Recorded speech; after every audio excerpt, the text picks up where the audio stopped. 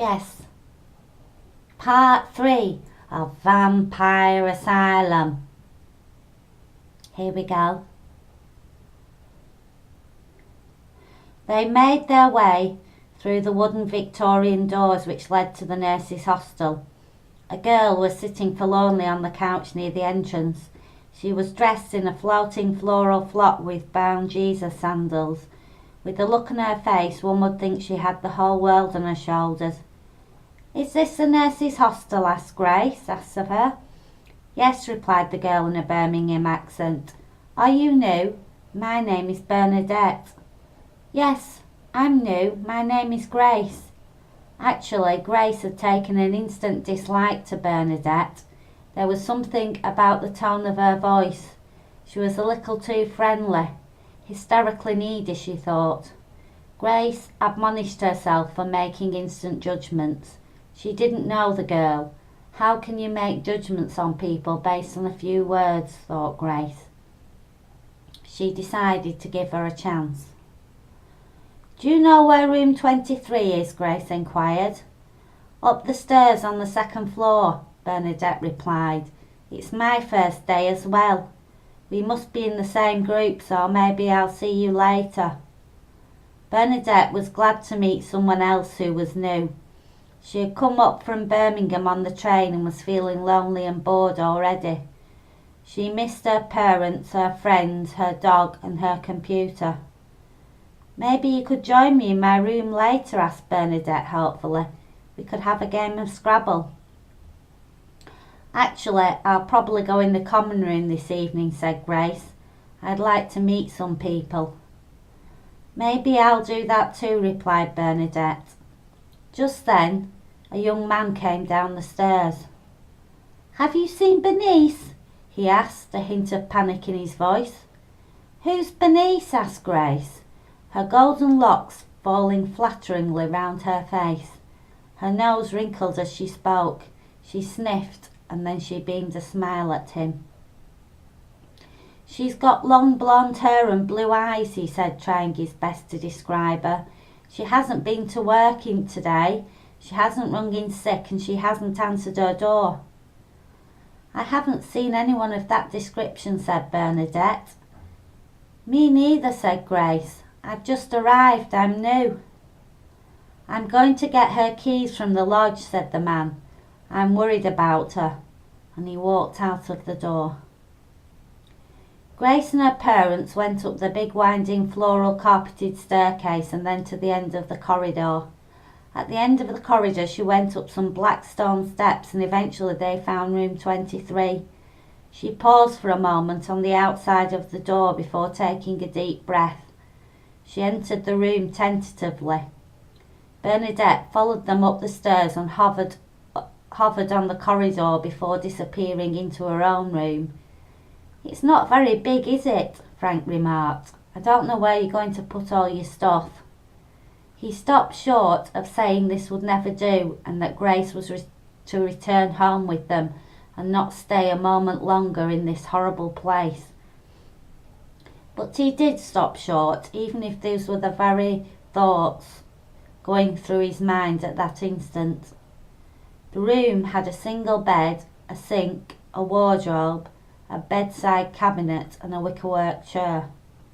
Dad was right, it didn't look very big, but that didn't concern Grace. It was small, but it belonged to her. She looked over every inch of the place, scrutinising everything carefully. It would do, she thought. Anyway, it belonged to her. This was now her home. "I wonder if the patients made that," said Grace's mum, pointing at the wickerwork chair. It wasn't such an unusual remark, as the patients in places such as this were well known for their handicrafts. "I don't know," said Grace. "It doesn't look very comfortable." There was a collective sigh as the small group set about the job of heaving all of Grace's possessions up from the car and into the room. They piled the boxes and bags up in a neat pile in the middle of the floor. Grace had let it be known that she wanted to do things for herself. She wanted to begin her life as an independent woman, and her parents somewhat reluctantly agreed to her wishes. Grace looked out of the window in her bedroom as her family carried in her belongings. There was a small wooded area in front of her room, and birds chirped merrily as they flitted from branch to branch. She looked down on the ground and saw a rabbit looking up at her. It twitched its nose and stared up at her wide-eyed for a couple of seconds. The animal gazed at Grace as if it was shell-shocked. Grace took a further step towards the window. Suddenly, it turned around and hopped off quickly into the undergrowth. Its ears were flopping wildly in the wind. Grace grinned. "Poor rabbit," she thought. "I must have frightened it." "Well," began Frank, "we may as well be going. You will be coming home at weekends, won't you?" "Yes," said Grace, reproachfully, her eyes flickering with guilty intent. She was not entirely telling the truth. She knew that she probably wouldn't want to be catching the bus home every weekend, not unless weekends at Badger Hospital turned out to be really boring. This was her big adventure, her turn to establish a new life for herself. Both parents hugged her warmly, and then they left. There were no tears, but deep down Grace knew that her parents were both feeling really sad, and if she was being entirely honest with herself, she too was feeling sad as well. Stepping out on one's own for the first time as a teenager is not easy. Actually, it's quite frightening. Still, it has to be done. One cannot stay in the nurturing, overprotective environment of the parental nest forever. She sat about the task of sorting out her belongings. It occurred to her that she really was on her own. Her dad could no longer be called upon if she lost something. If she lost something, she had to find it. If she had a mistake, it was her mistake alone. She had to make her own decisions. She could no longer blame her parents for making decisions on her behalf. She put her stereo unit on top of the wardrobe. She found that she could stand on top of the bed and stretch just enough to put her records on.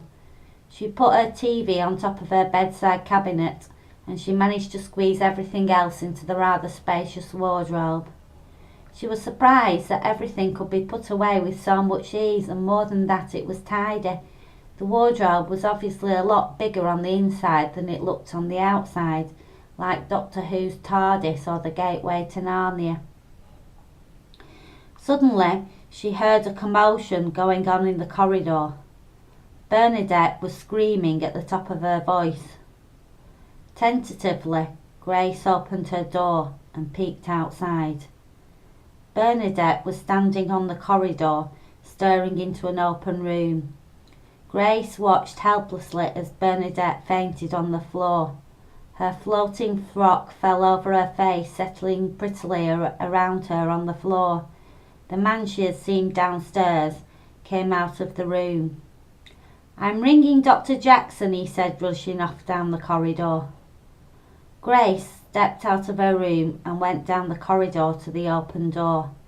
Her eyes nearly bulged out of her head.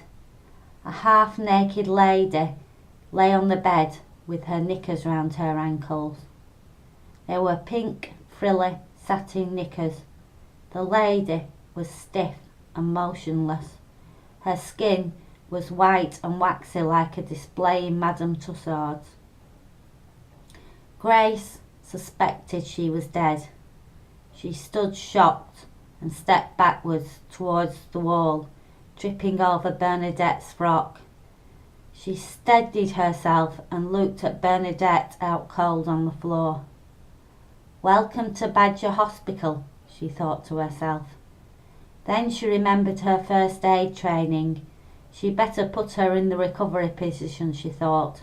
She rolled Bernadette over, then took her jumper off and put it under her head.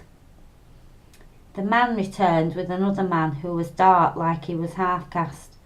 They both went into the room. Grace watched with morbid fascination. Her eyes had been burned out with acid, the doctor said on examining her, with shock on his voice. He felt her stomach. She's pregnant. 4 months gone, I'd say.